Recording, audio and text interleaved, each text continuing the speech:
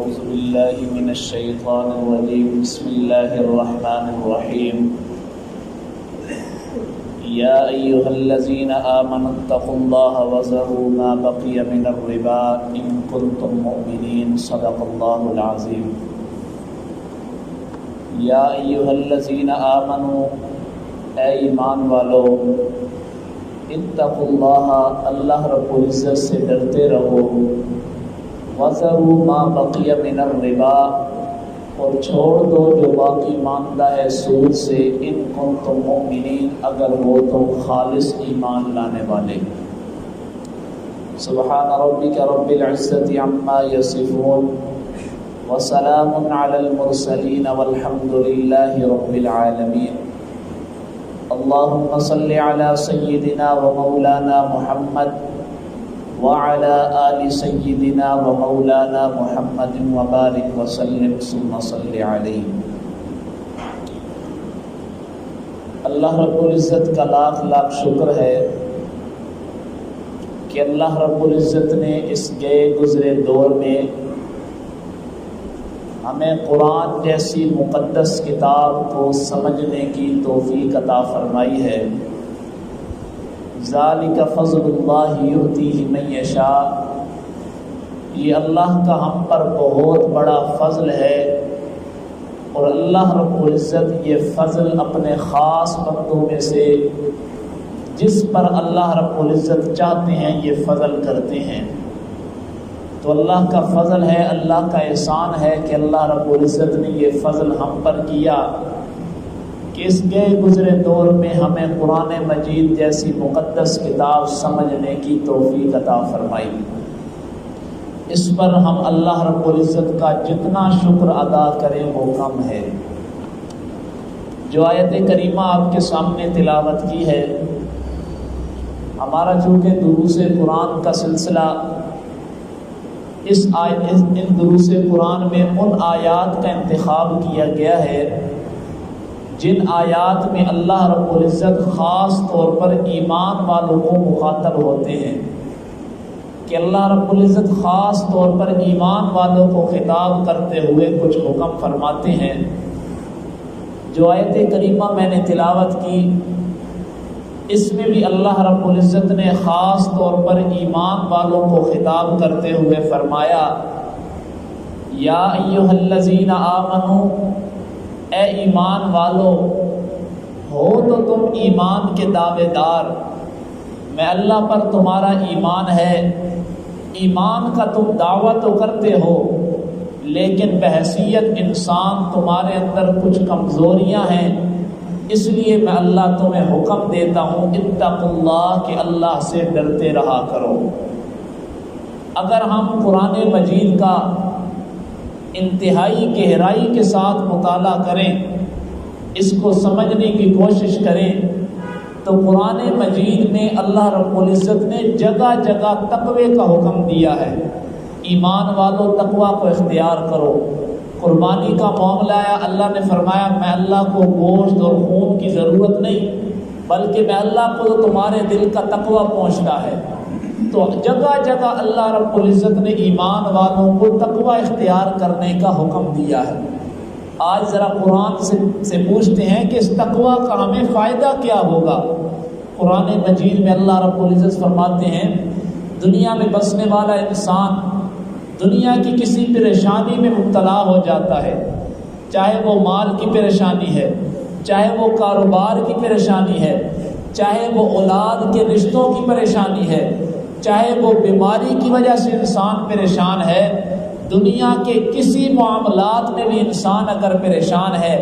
اللہ فرماتے ہیں وَمَن يَتَّقِ اللَّهَ يَجْعَل لَّهُ مَخْرَجًا، جو آدمی تقوی اختیار کرے گا یجعل لہ مخرجا، اللہ رب العزت اسے اس پریشانی سے نکال دیں گے، نکالنے کے اس پریشانی کو دور کرنے کے اللہ رب العزت راستے بنا دیں گے۔ اور دوسرے مقام پر اللہ فرماتے ہیں وَمَن يَتَّقِ اللَّهَ يَجْعَل لَّهُ مِنْ أَمْرِهِ يُسْرًا، کہ اگر انسان کو کسی معاملے میں تنگی پیدا ہو گئی ہے، معاملہ اس پر مشکل ہو گیا ہے، اللہ فرماتے وہ انسان تقوی اختیار کرے یجعل لہ من امرہ یسرا، اللہ رب العزت اس ایمان والے کے اس معاملے میں اس کام میں آسانیاں پیدا کر دیں گے اس تقویٰ کے اختیار کرنے کی وجہ سے۔ اب تقویٰ کا مفہوم بڑا وسیع ہے، کئی جمعوں پر اور درس قرآن میں اس موضوع کو بیان کیا گیا ہے۔ آگے اللہ فرماتے ہیں وَذَرُوا مَا بَقِيَ مِنَ الرِّبَا، وہی بات جو پچھلے دروس قرآن میں چلتی آ رہی ہے کہ سود کو چھوڑ دو، سود کو چھوڑ دو۔ آج بھی اللہ رب العزت آج کی آیت کریمہ میں بھی اللہ رب العزت ایمان والوں کو یہی حکم دے رہے ہیں کہ آپس میں کوئی لین دین تم نے کیا ہے، کوئی سودی کاروبار کیا ہے، کوئی سودی معاملہ کیا ہے، وَذَرُوا مَا بَقِيَ مِنَ الرِّبَا إِن كُنتُم مُؤْمِنِينَ، اگر تم میں اللہ پر ایمان رکھنے کے دعوے دار ہو، میں اللہ پر ایمان رکھنے کا تمہارا دعویٰ ہے کہ ہم اللہ پر ایمان رکھتے ہیں، تو اللہ فرماتا ہے میں رب تمہیں حکم دے رہا ہوں وَذَرُوا مَا بَقِيَ مِنَ الرِّبَا، جو باقی ماندہ سود ہے، جو نفع تم سود سے حاصل کرتے ہو اس کو چھوڑ دو، وہ نہ کیا کرو، ان کنتم مؤمنین، اگر تم ایمان لانے والے ہو۔ اب اس آیت کریمہ کا شان نزول کیا ہے؟ یہ آیت کریمہ کس وقت نازل ہوئی؟ حضرت عباس بن عبد المطلب اور حضرت عثمان بن عفان رضی اللہ تعالیٰ عنہما نے ایک آدمی سے چھوارے لیے کچھ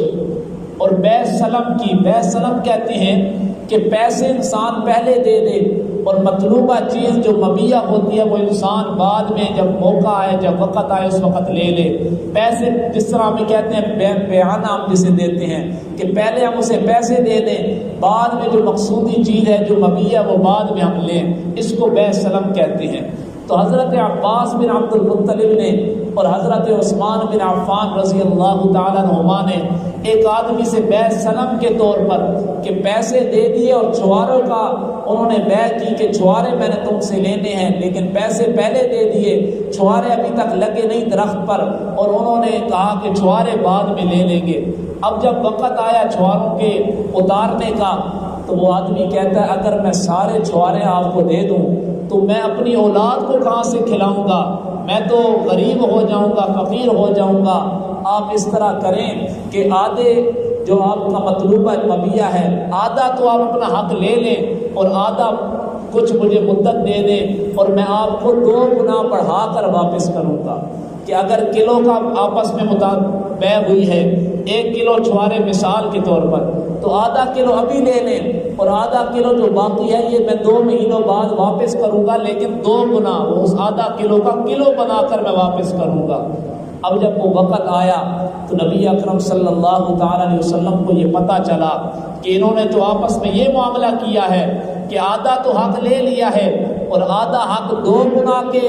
نفع کے ساتھ کہ 2 گنا واپس کریں گے، تو یہ تو سود بن جاتا ہے۔ تو نبی اکرم صلی اللہ علیہ وسلم نے 2 صحابی کرام کو حضرت عباس بن عبد المطلب اور حضرت عثمان بن عفان رضی اللہ تعالیٰ عنہما کو منع فرما دیا کہ یہ معاملہ نہیں کرنا، بلکہ جو تمہارا حق ہے، جو اصل مال ہے، مثال کے طور پر آدھا کلو بس وہی واپس لے لو، چاہے 2 مہینے اس نے لیٹ بھی دیا ہے۔ تو صحابی رسول نے آپ علیہ الصلوۃ والسلام کے حکم پر فوری عمل کرتے ہوئے جو اصل مال تھا وہی لے لیا۔ اس وقت یہ آیت کریمہ نازل ہوئی کہ ایمان والوں جو باقی ماندہ ہے، جو نفع حاصل ہو رہا ہے اس کو چھوڑ دو، جو اصل مال ہے بس وہی لے لو اور تقوی اختیار کیا کرو۔ حدیث مبارکہ میں آتا ہے اللہ کے پیغمبر فرماتے ہیں کہ قیامت کے دن، اب کتنی آیات ایسی گزر چکی ہیں جہاں اللہ نے سود سے منع فرمایا ہے۔ حدیث مبارکہ میں آتا ہے، حضرت ابو ہریرہ حدیث مبارکہ میں آتا ہے کہ اللہ کے پیغمبر نے فرمایا قیامت کے دن 4 آدمی ایسے ہوں گے کہ اللہ پر لازم ہے کہ ان کو ہرگز جنت میں داخل نہ کرے اور جنت کی نعمتیں ان کو نہ چکھائے جب تک وہ اپنے ان گناہوں کی سزا نہ بھگت لیں۔ ویسے تو اللہ بڑے غفور الرحیم ہیں، انسان کو معاف کر دیں گے، معافی والا معاملہ کر دیں گے، لیکن اللہ کے پیغمبر نے فرمایا 4 ایسے بدقسمت انسان ہیں کہ اللہ پر لازم ہے کہ قیامت کے دن ان کو ان کے گناہوں کی سزا دینے کے بعد اگر وہ ایمان کے اور جنت کے حقدار ہوئے تو وہ جنت میں داخل ہوں گے۔ اور وہ 4 بدبخت کون ہیں؟ پہلا وہ آدمی جو شراب کا عادی ہے، ساری زندگی اس نے شراب پینے میں گزار دی ہے، اور قیامت کے دن اللہ کے پیغمبر فرماتے ہیں یہ آدمی اپنے گناہوں کی سزا بھگتنے کے بعد اگر ایمان کی حالت میں فوت ہوا تو پھر جنت میں جائے گا۔ اسی طرح دوسرا آدمی جو سود کھانے والا ہے، یہ بھی اپنے گناہوں کی سزا بھگتنے کے بعد جنت میں داخل ہوگا اگر ایمان ہوا تو. یہ شرط ہے کیونکہ شرک کی حالت میں مر گیا تو پھر جنت میں داخلہ منع ہے. اگر ایمان ہوا اور سود کھاتا رہا زندگی میں تو اس سود کے کھانے کا جو گناہ ہے جو سزا ہے وہ بھگتنے کے بعد پھر جنت میں جائے گا. اور تیسرا وہ انسان ہے جو یتیم کا مال کھاتا ہے. یتیم آدمی ہیں, یتیم بچے ہیں, ان کا مال کھا جاتا ہے, یہ بھی قیامت کے دن اپنی سزا بھگتنے کے بعد پھر جنت میں جائے گا. اور چوتھا وہ آدمی ہے جو والدین کی نافرمانی کرنے والا ہے, یہ آدمی بھی قیامت کے دن اپنی سزا بھگتنے کے بعد پھر جنت میں جائے گا. اور ایک روایت میں آتا ہے اللہ کے پیغمبر نے فرمایا 7 مہلکات ہلاک کرنے والی چیزوں سے اپنے آپ کو بچا لو. اجتنبوا 7 المہلکات. صحابہ کرام نے عرض کی یا رسول اللہ وہ کون سی ایسی چیزیں ہیں جو انسان کو ہلاکت میں ڈالنے والی ہیں؟ اللہ کے پیغمبر نے فرمایا سب سے پہلی چیز اللہ کی ذات کے ساتھ کسی کو شریک ٹھہرانا. یہ ایسا گناہ ہے کہ جو انسان کو ہلاکت میں ڈالنے والا ہے, اور اگر اسی شرک پر موت آ گئی تو کل قیامت کے دن جنت میں داخلہ ناممکن ہوگا. اور دوسرا گناہ سود کھانے والا, جو سود کھاتا ہے یہ بھی انسان اپنے آپ کو ہلاکت میں ڈالنے والا ہے. اور تیسرا گناہ یتیم کا مال کھانے والا. چوتھا آدمی کسی کو ناحق قتل کرنے والا. اسی طرح اللہ کے پیغمبر نے 7 گناہ گنوائے ہیں, ان میں سے ایک گناہ سود کھانے والا بھی ہے. سود کے کھانے کا بھی گناہ ہے. اللہ کے پیغمبر نے فرمایا یہ 7 ایسے گناہ ہیں جو انسان کو ہلاکت میں ڈالنے والے ہیں. اور ان میں سے ایک گناہ یہ بھی ہے کہ انسان سود کھائے, یہ بھی ایسا گناہ ہے جو انسان کو قیامت کے دن ہلاکت میں ڈالنے والا ہے. اور آج ہم نے سمجھا ہوا ہے, اور قرآن میں بھی اللہ نے کفار کی اس ذہن کا ذکر کیا ہے کہ کفار نے سمجھا ہوا ہے کہ سود سے مال بڑھتا ہے. حالانکہ حقیقت میں سود سے لیا ہوا مال بظاہر تو بڑھ رہا ہوتا ہے لیکن حقیقت میں وہ کمی کی طرف جا رہا ہوتا ہے. اور ایک وقت ایسا آ جاتا ہے کہ انسان بالکل مفلس ہو جاتا ہے. اس کی واضح مثالیں آپ کے پاس ہیں. یہ